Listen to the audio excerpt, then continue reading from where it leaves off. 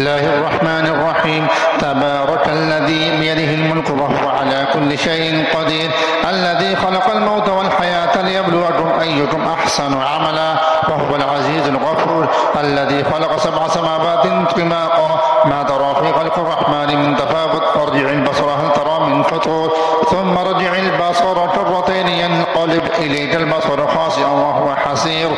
ولقد زينا السماء الدنيا بمصابيح وجعلناها رجوما للشياطين فأعتدنا لهم عذاب السعير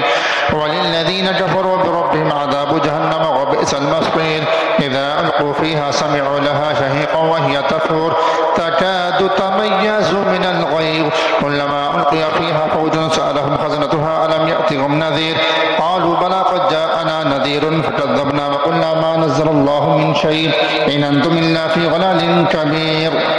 وقالوا لو كنا نسمع أو نعقل ما كنا في أصحاب السعير فاعترفوا بذنبهم فسحقا لأصحاب السعير إن الذين يخشون ربهم بالغيب لهم مغفرة وأجر كبير وأسروا قولكم أو اجهروا به إنه عليم بذات الصدور ألا يعلم من خلق وهو اللطيف الخبير والذي جعل لكم الأرض ذلولا فامشوا في مناكبها وكلوا من رزقه وإليه النشور أأمنتم من في السماء أن يخسف بكم الأرض فإذا هي تمور أم أمنتم من في السماء أن يرسل عليكم حاصبا فستعلمون كيف نذير ولقد كذب الذين من قبلهم فكيف كان نكير